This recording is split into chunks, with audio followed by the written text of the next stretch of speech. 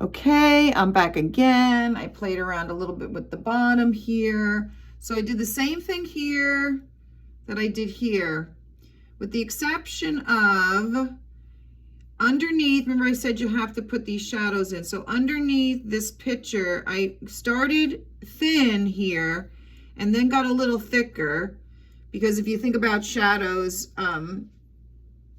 when you're on the street and stuff, and the sun is creating a shadow of you, it sort of gets longer, right? So if the sun's coming in this way, it's kind of short right there, but then it's going to get a little longer. I also pulled in some of the dark, so I don't know if you can really see it that good, but this whole area here is a little bit darker, so that's the shadow from that. But I didn't go too crazy with it. I've got some initial dark areas underneath where the feet would be. I'm not crazy about right here. I might have to go in and fix it. I'm not crazy about here either, but I'm okay with here. And once we get the legs in and everything, it might not matter. So because I'm working from back to front, I'm going to do this first, then this, and then I'm going to go and do the wheat. God help me, because we're putting the wheat over everything else. So have those rags ready with some water on them in case you decide you've made it up. Oops, whatever. Okay, so I'm going to go in with, I'm going to take the larger brush. Now, you should have in front of you like 2 brushes, right? I'm going to use the larger one. It stands to reason that the back here might be a little bit darker.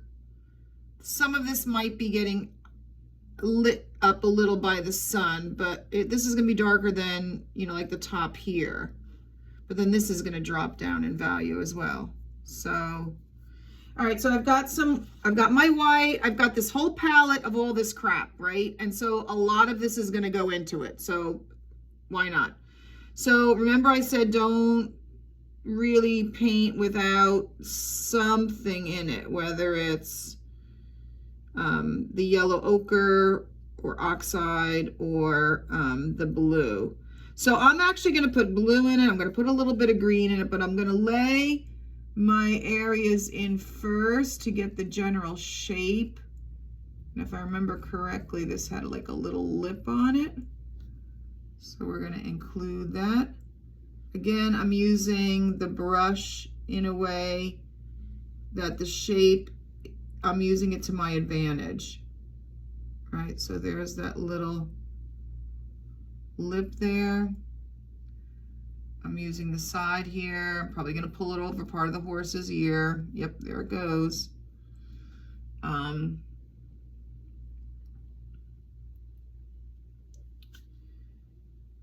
Underneath here, I'm going to try to go up as far to the horse. I don't want to get too much into the horse.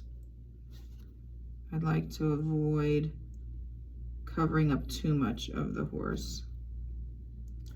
So I'll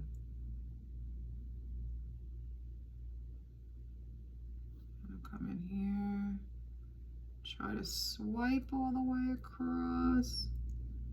Brushes are great once you learn how to use the brushes and which brush.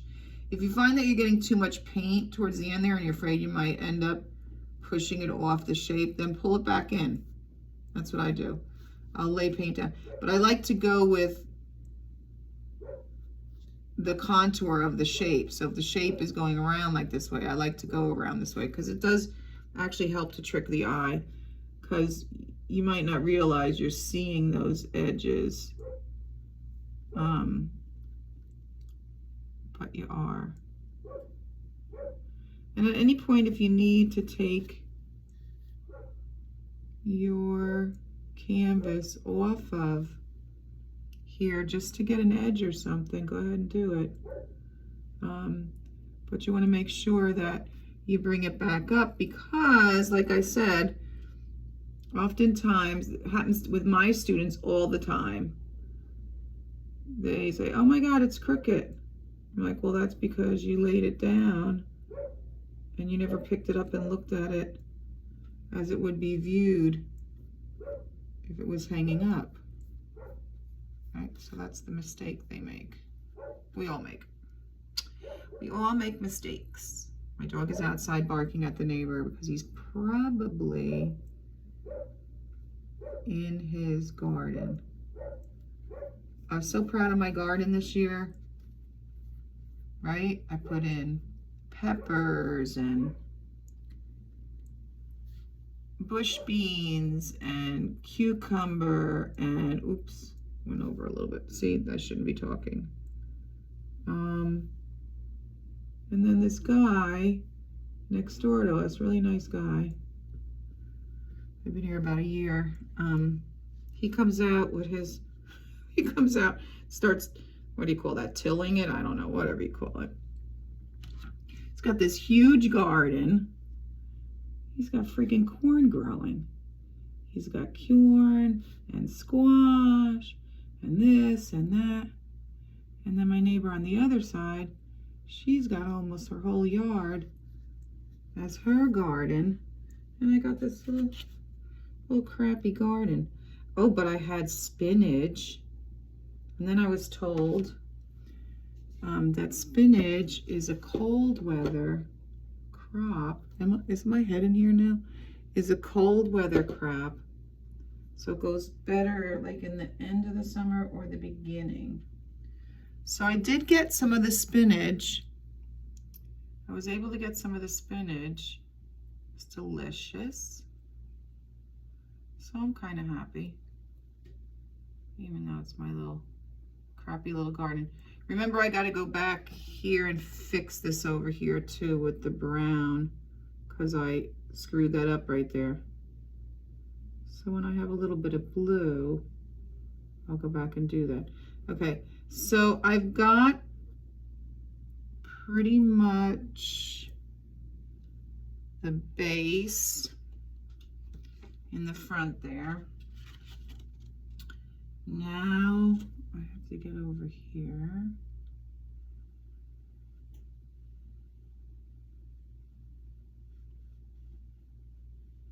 And a lot of this is going to be covered up, right? We're going to grab my littler brush and just grab a little bit of the dark. Hope I'm not ruining it. Okay, maybe that's too dry. Nope, it's not too dry. And kind of pull that in a little bit here, because it should be a little darker there.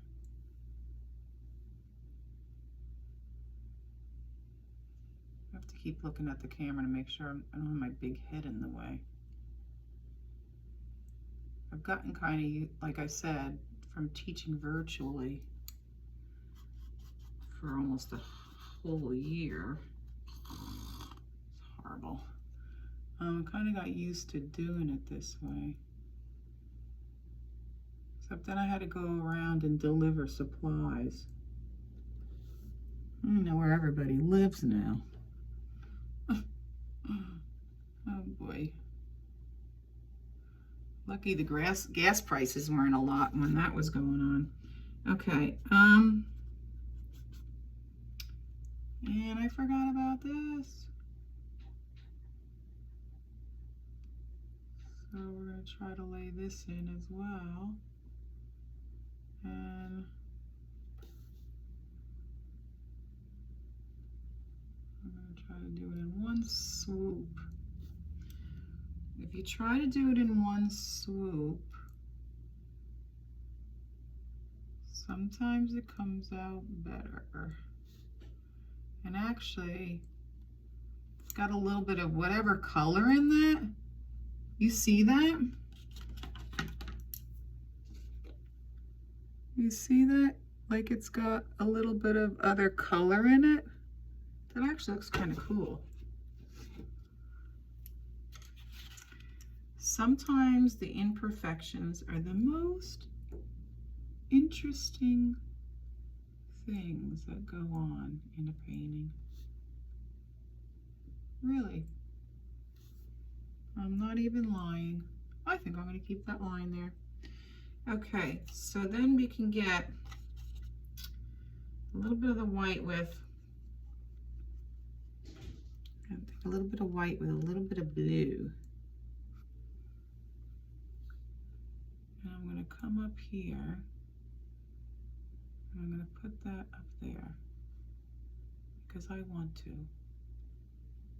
I'm going to run it all along the top here. Where's that blue?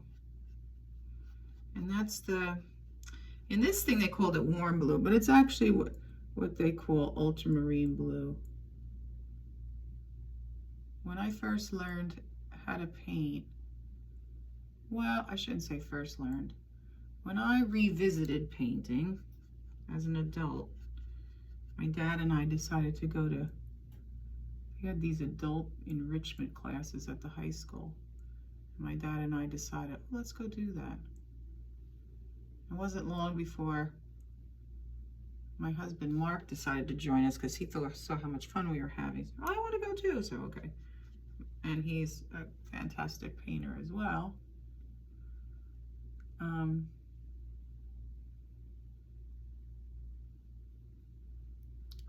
Learned all these tricks that I never knew before.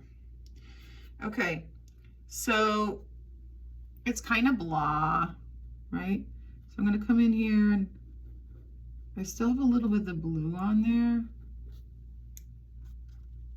Maybe I'll take a little bit of this blue.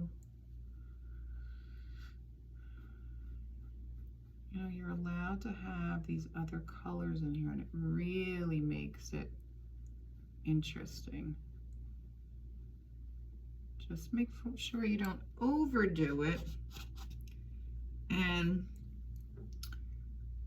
what I try to go by is the shape of the object. Like I said, try to stick with the contour, because if you get these little streaky things in here like this,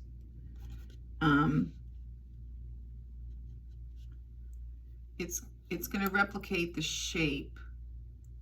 So, you know, visually you'll see it turning. So it's you know, you're painting on a flat surface, right? So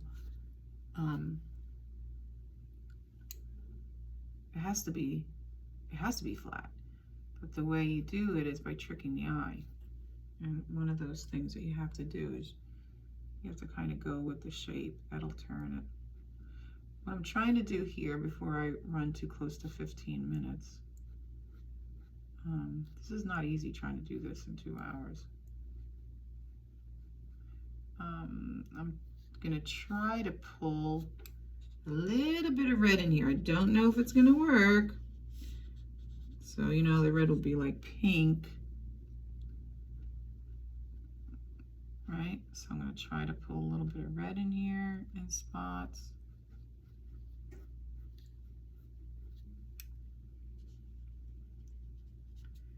Maybe it's a bit too much blue, so I'll go back and I'll eliminate some of that blue.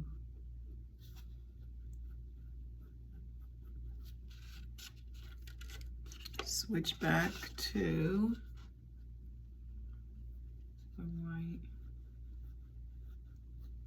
just to get it a little bit lighter.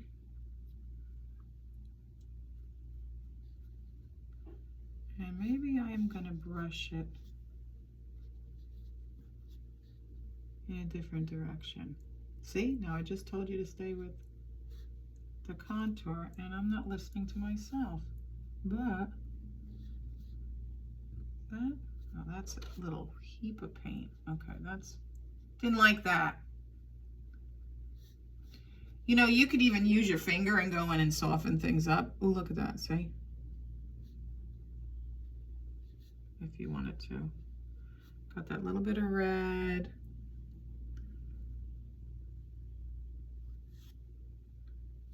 Bit of white there. See, I'm using my finger. You can use your finger too. Okay, I think I'm okay with that. I might put a little bit of blue here on the handle.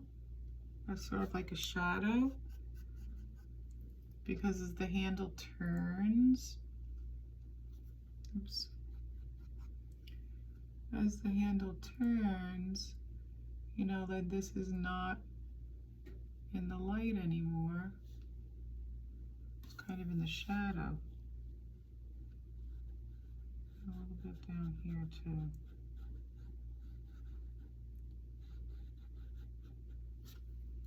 Yeah, maybe that's too much. Whoops. Add a little bit of white here. All right, now depending on what horse, oh, we're over 15. So depending on what kind of horse you want to do,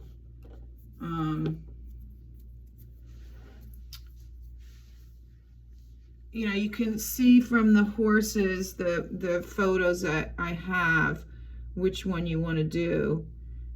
So I guess what I'll do is I'll get my paints out for that, although most of the paint is here. And when we'll come back, then we'll do the horse, and then we'll do the wheat, and then we'll be all done, and it's time for a signature. Okay, see you in a few.